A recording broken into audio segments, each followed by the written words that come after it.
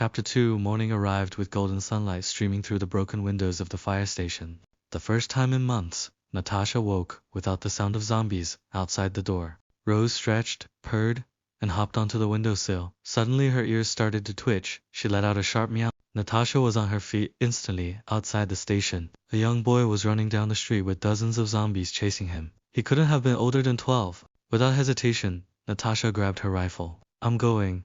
The other survivors tried to stop her. "It's too dangerous." She shook her head. "No one gets left behind." Rose raced ahead, slipping through the ruined cars. She climbed onto an abandoned van and yowled loudly, distracting several zombies just long enough for Natasha to reach the frightened boy. "I'm Natasha," she said, pulling him behind her. "What's your name?" "Leon." "We're getting you home." The journey back was anything but easy, as more zombies poured into the streets. Natasha fired carefully, taking down only the ones blocking their path. Every bullet counted. Suddenly, Rose disappeared into a nearby shop.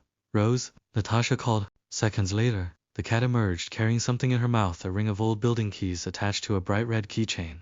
Natasha laughed despite the danger. "You clever girl." One key fit the locked gate of an underground maintenance tunnel nearby. The three of them slipped inside, just as the horde flooded the street above. The tunnel led safely back to the fire station. When they returned, the survivors cheered. Liam threw his arms around Natasha. "I thought I was going to die."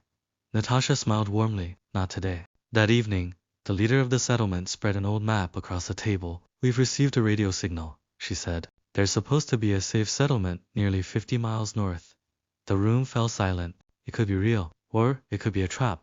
Rose climbed onto the table and gently placed one paw on the northern road.